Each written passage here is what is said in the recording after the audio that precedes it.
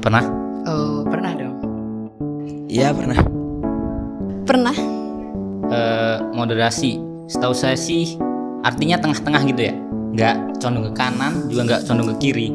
Terus juga bisa diartiin proporsional sih, maksudnya pas gitu, nggak berlebihan juga nggak terlalu kurang. Jadi moderasi itu menempatkan sesuatu pada tempatnya. Jadi kayak gini. Jadi nggak terlalu liberal, nggak terlalu radikal, nggak terlalu bebas, nggak terlalu saklek keras kayak gitu. Tengah-tengah gitu. Moderasi menurut aku itu mengambil jalan tengah di setiap hal gitu, di setiap sesuatu, mengambil jalan tengah. Moderasi itu berarti moderat ya. Itu tuh tawasud. Tawasud itu berarti nggak tatoruf. Kalau agamanya tuh moderasi itu bersikap proporsional, nggak condong kanan, nggak condong kiri, gitu. Sering, ya. Teroris sering sih. Sering di TV-TV gitu. Pernah. Kalau terorisme itu suatu tindakan kejahatan ya, yang mengatasnamakan agama. Ya mungkin itu. Kebanyakan seperti itu. Terorisme, ya terorisme kayak kita tahu ya, yang apa sih, yang keras-keras gitulah, sama kayak radikalisme, yang kita tahu kayak radikalisme ISIS gitu kan. Terus kalau yang terorisme yang biasanya tuh pengeboman di mana-mana gitu sih. Teroris tuh kayak apa ya? Yang terbersih pertama sih kekerasan sih ya. Kekerasan yang katanya didasari dengan agama. Kekerasan yang didasari agama gitu sih. Jadi kalau terorisme itu kayak suatu kegiatan yang kayak pengeboman kayak gitulah, intinya tuh keras kayak gitu. Kalau radikalisme agak sama terorisme sih, keras gitu maksudnya. Kalau radikalisme sama kerasnya juga kayak terorisme. Jadi tuh kayak terlalu condong ke kiri kayak gitu. Yang harusnya kayak gini, ya harus ngikut yang lain.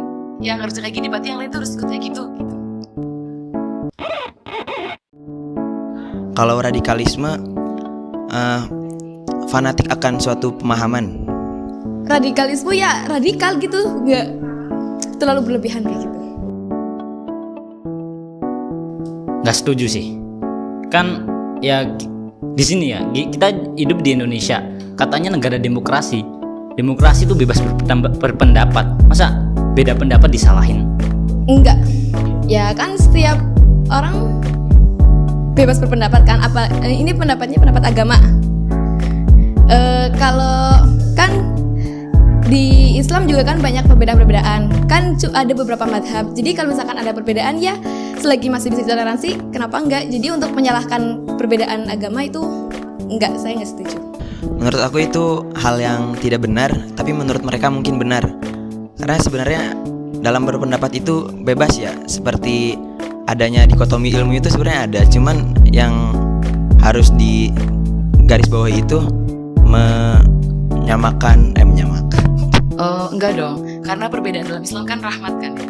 Jadi kalau misalkan kita tuh harus menghargai pendapat orang lain kayak gitu. Jadi nggak usah nyalain lah, buat apa orang pendapat kita juga ya belum tentu benar kayak gitu.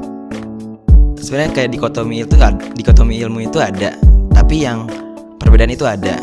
Dan yang harus digarisbawahi itu adalah menerima setiap perbedaan itu. Jadi kalau misalkan pengeboman kayak gitu, tuh kalau zaman sekarang tuh nggak banget ya. Jadi terlalu kalau dibom tuh kayak keras banget. Jadi tuh seolah-olah agama Islam itu jadinya kayak wah, agama Islam tuh agama yang teroris apa pengeboman, yang jadi dicap keras kayak gitu. Padahal tuh agama Islam benar nggak kayak gitu, nggak sering ngebom kayak gitu. Nggak setuju banget. Terus juga buat apa gitu? Maunya kalau di atas namain jihad gitu. Kalau jihad kan juga banyak cara yang lain gitu, nggak harus dengan ngebom, bunuh diri. Buat apa gitu, nggak guna. Aku nggak setuju. Itu kan karena salah pemahaman ya. Kan ya ada perintah jihad, tapi jihad di zaman sekarang ya bukan kayak gitu. Kan pengeboman berarti kita memerangi mereka dengan pengeboman, dengan perang itu enggak, itu kan waktu dulu kan emang dulu zaman dulu tuh harus diperangi, tapi buat sekarang kalau soal pengeboman, dengan memerangi mereka dengan pengeboman, menganggap mereka itu salah, itu ya menurut aku ya enggak, bukan kayak gitu. Menurut aku sih, kalau misalkan dulu ya pengeboman itu memang, kalau dulu kan emang yang namanya jihad itu ya perang, tapi ya kalau sekarang jihad itu kayak yang di hadis-hadis itu ada kan ya, jihad buat sekarang tuh setelah Fatu Makkah itu ya belajar buat kita itu. Jadi menurut aku itu salah sih, dan itu harus diluruskan pemahamannya. Cowok yang berjenggot panjang ya itu terserah mereka ya, urusan mereka ya, asal mereka itu, jika mereka ingin menyangkut pautkan jenggot itu dengan agama, mungkin lebih baik tidak. Dan celana cingkrang juga itu bebas, mereka mau gimana, karena itu kan style ya atau fashion. Nah, kalau ingin menyangkut pautkan pada agama, ya itu lebih baik tidak gitu. Nah, untuk perempuan yang bercadar, sebenarnya memang seharusnya seperti itu. Cuman karena suatu adat atau suatu kebiasaan di Indonesia tidak susah untuk menerima kenyataan seperti itu, ya lebih baik mengikuti yang di sekitar aja. Udah. Cowok yang berjenggot panjang. Kalau misalkan kita lihat di Indonesia ini ya, kan rata-rata kan kalau misalkan jenggot panjang itu kan kebanyakan kan adat Arab gitu ya. Jadi kalau di Indonesia itu jadi kurang tepat kayak gitu. Mending ya kita ikutin yang sesuai dengan adat Indonesia aja gitu. Jadi nggak usah yang ya biasa aja kayak gitulah, nggak usah yang berlebihan kayak gitu. Kalau misalkan yang celana cingkrang, ya sebenarnya itu kan sunnah Nabi gitu ya. Ya nggak apa-apa sih, tapi asalkan ya tahu kondisi aja lah kayak gitu. Kalau misalkan perempuan bercadar itu, kalau misalkan dia niatnya baik untuk hijrah kayak gitu ya, itu ya nggak apa-apa, asal tapi kita lihat kembali ke kondisi Indonesia kayak gitu kan, di sekitar kita, karena ternyata nggak pakai cadar gitu ya, lebih baik nggak usah lah kayak gitu. Kalau itu sih style ya, jadi tergantung setiap pribadi orang juga punya stylenya mereka masing-masing juga. Ya kalau buat yang jenggot nggak ada masalah, yang buat bercadar juga nggak ada masalah sih. Ya mungkin agak nggak setuju ya, cuma ya ketika mereka misalkan ada cowok yang jenggot panjang, ya udah nggak apa-apa, mungkin style bisa aja kan. Kita nggak bisa dong mengambil kesimpulan kalau jenggot panjang tuh karena punya air apa gimana kayak gitu. Mungkin karena style dia suka punya jenggot panjang kayak gitu. Tapi kalau misalkan punya jenggot panjang terus pakai celana cingkrang karena alasan yang seperti itu saya kurang setuju. Dengan alasan menerapkan sunnah Nabi, itu kayaknya kurang tepat kayak gitu, karena ya kita melihat pandangan masyarakat ya gimananya. Terus kalau yang bercadar setuju nggak setuju sih, kan perempuan ya menutup aurat. Terus ya emang itu sebenarnya menerapkan wajib, tapi kita lihat situasinya gimana, adatnya gimana, kebiasaannya. Kalau misalkan bercadar itu dianggap yang negatif, mending jangan, dan saya kurang setuju kayak gitu. Kalau menurut pendapat saya itu nggak salah sih, maksudnya jadi di Indonesia kan banyak sekali pondok pesantren ya. Jadi ada pondok pesantren yang mengajar yang terlalu radikal gitu. Jadi hukum cuma berlandaskan Quran sama sunnah doang gitu. Jadi nggak berlandaskan kepada ijma'nya para ulama kayak gitu. Terus ya kayak gitu. Jadi yang pondok-pondok yang seperti itu tuh mereka itu yang malah melahirkan sistem radikalisme gitu, memunculkan. Kalau misalkan alhamdulillahnya pondoknya saya itu sanatnya itu jelas gitu. Terus ya ada kiainya juga, ada ulamanya juga gitu. Terus kitab-kitabnya juga udah jelas, udah valid gitu. Jadi kalau misalkan nggak mungkin mengajarkan radikalisme, terorisme itu nggak mungkin gitu. Jadi pondok pesantren itu mengajarkan kitab-kitab para ulama kayak gitu. Terus ya dengan cara terutama kita santri gitu ya. Nanti kalau misalkan kita udah punya ilmu gitu, nanti kita bisa ajarkan ke teman-teman yang lain, ke saudara-saudara yang lain di luar sana kayak gitu. Kan kita punya medsos gitu ya, kita gunain dong medsos kita buat berdakwah tentang moderat dalam beragama gitu. Jadi kita harus paham terlebih dahulu apa itu moderat dalam beragama gitu. Terutama kita santri harus paham gitu. Statement yang mengatakan pondok tuh cikal bakal radikal ya, nggak setuju sih.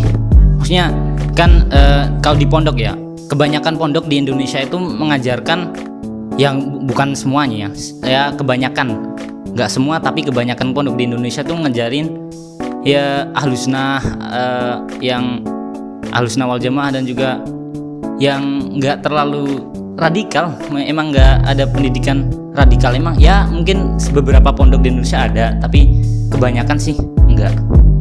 Jadi nggak setuju sih. Nah, kalau kayak gitu, apa sih upaya yang bisa dilakukan pondok dalam rangka menyebarkan pemahaman moderasi beragama? Harus pondok yang menyebarkan radikalisme. Ya berarti dimulai dari sistem pendidikan setiap pondoknya juga ya.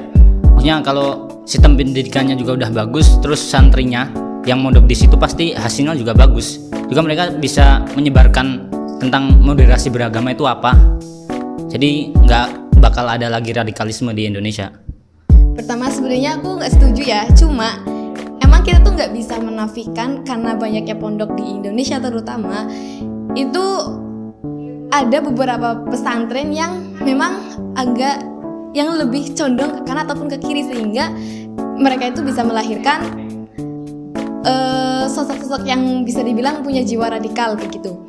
Tapi ya itu kembali lagi ya ke gimana pesantrennya tadi, gimana sistem pengajarannya, terus dan alhamdulillahnya yang selama ini aku jalani di pondok-pondok yang selama ini saya timba ilmunya di situ, itu mengajarkan kepada kita santri-santrinya tentang moderasi beragama, gimana kita beragama secara proporsional atau secara seimbang.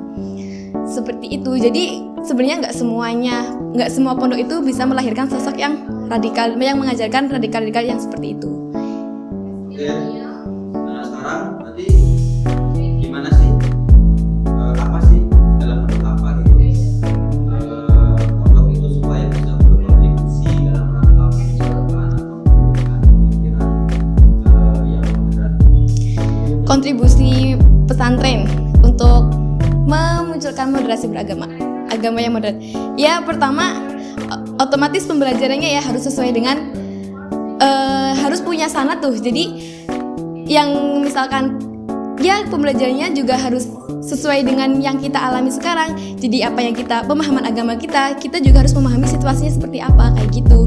Terus yang kontribusi yang bisa kita berikan sebagai santri ketika kita di sini sudah belajar tentang sebenar-benarnya agama Islam itu seperti apa, nanti ketika misalkan liburan kita bisa tuh men-share pengetahuan kita ke masyarakat luas, memberitahukan pemahaman seperti apa sebenarnya agama Islam, bagaimana kita harus beragama sesuai dengan Al-Quran, Sunnah, Ijma, dan Qiyas. Terus nggak terlalu sibuk dengan urusan kembali ke Al-Quran dan Sunnah, itu tuh yang sekarang lagi rame kan. Tapi ya kita bisa lebih memberitahu ke masyarakat luas, memberitahu ke mereka-mereka yang belum tahu sebenarnya seperti apa kita harus beragama dengan apa yang kita pelajari di pesantren. Nah, jadi sekarang kita semua yang di pesantren yang sudah belajar sebagai gimana kita harus beragama, bagaimana kita harus bersikap di masyarakat, moderasi dalam beragama, kita mengajarkan kepada mereka, mengajarkan ke orang lain, memberi pemahaman ke mereka Islam itu yang seperti ini loh, yang tawasud, yang tengah-tengah, yang proporsional, nggak condong kanan ataupun condong ke kiri, seperti itu.